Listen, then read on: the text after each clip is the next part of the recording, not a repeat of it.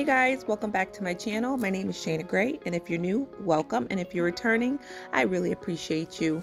I want to just send in a quick disclaimer that this moment and this video was very sensitive to me and very vulnerable. So if you can all be respectful, keep mean comments to yourself, and just be kind, I would deeply appreciate it, because it took a lot for me to make this video, number one, and even more of me to share this video. So I just wanted to share that part with you and to show you that how alopecia affected me and the steps that I took to help grow my edges back with Rogaine, and what transpired from me gaining my confidence back and beginning my lock journey in the end.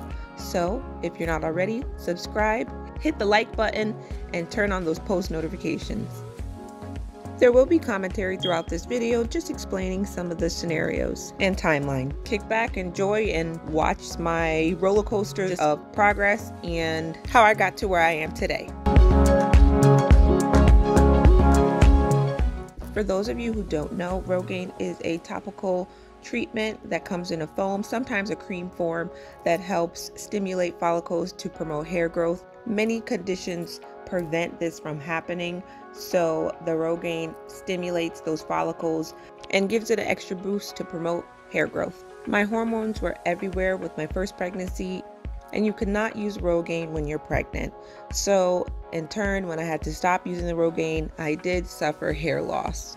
All the progress that I had left me, and my edges began to fall out around halfway through the pregnancy, and by the end I lost every strand of hair that I was able to grow. And then I immediately started again once I stopped breastfeeding, which was about 4 months after my son was born. He just no longer wanted to feed on the breast, but postpartum kicked my butt.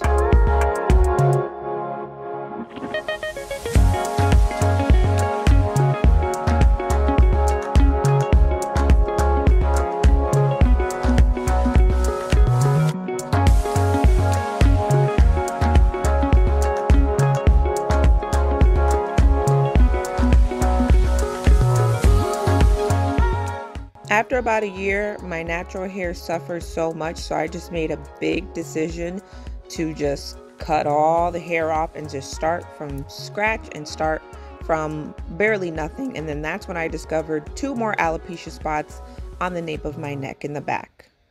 At this time, I knew I wanted to lock my hair. I just needed to get my hair back into a healthy state. So that's what I did over the course of the time, just nurture, moisturize, and just protect my hair until it was long enough to install protective styles. But then I noticed my edges was falling out again, and I just couldn't seem to help it grow back, and turns out I was pregnant. But unfortunately, the protective style that I had in caused more harm than good, and because it had so much tension and my hormones were ravishing, it pulled out my edges again. My hair flourished, but my edges were dwindling away, so I just wrapped it up whenever I left in public. Crazy me decided to do single braids while very pregnant. They lasted all the way till the end of September, and then I squeezed in 1 more protective style before my due date. This style lasted for about a month, and then I just wrapped it up when it started to get old, because now I'm a new mom and I have a newborn at home. By this time, my edges wiped off the face of the earth, and I had to start back at square one.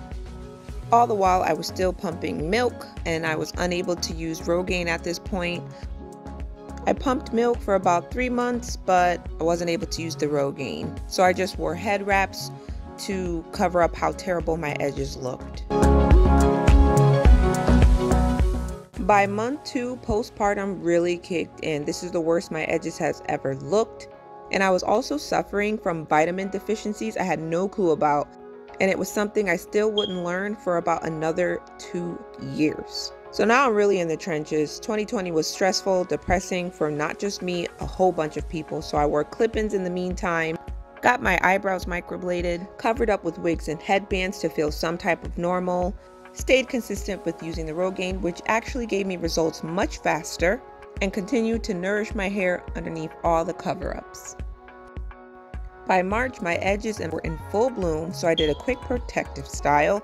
It only lasted a week because, y'all, this was so ugly. I took it out so fast. These crochet locks right here really unlocked my love for the locks, but it was short-lived because I couldn't find them the next month when I wanted to redo the lock style.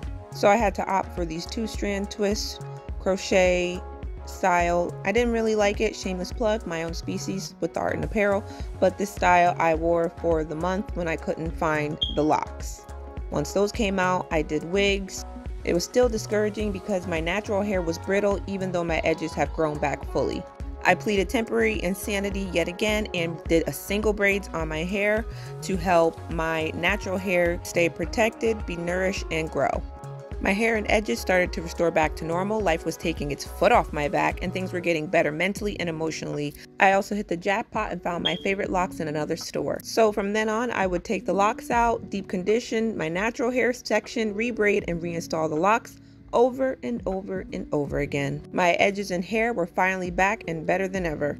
When the crochet locks came out, I would supplement with clip-ins until I purchased more crochet locks again. At this point, I wanted locks for real, so I used these crochet locks as a protective style to grow my hair out, and they were very gentle on my edges. I kept these locks in all the way from October 2021 till April 2022. Realizing the repeating cycle, I decided to get professional fox locks on my natural hair. This was supposed to be the start of my official lock journey, and I thought skipping all the phases would be better, but quickly realized it was not. It was unflattering to my face and my edges, and I was so unhappy and had even less self-esteem. They were in a bun 95% of the time, and I covered up thinking that I was going to be exposed for showing what my hair is supposed to look like.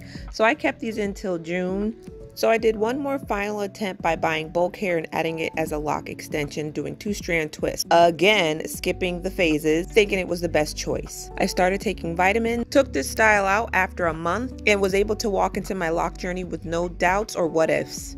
My hair and edges were at peak health, and at this moment I knew I can officially start my lock journey as me, so I colored my hair, and here you have it. Can we just welcome back my edges, please, and take a moment of appreciation for the journey they went through? I am at such peace and happiness with this journey, and so proud to be able to start it the right way for me. I've learned so much about my hair and myself. This journey has taught me change, adaptability, patience, and growth. I got to see all the fails to get to where I needed to be with my self-love and my self-healing. No longer trying to skip phases, but instead going through every phase of growth.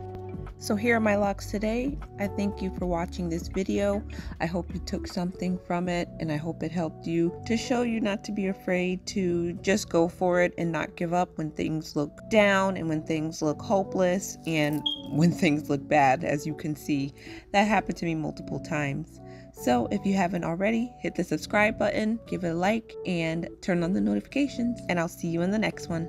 Take care.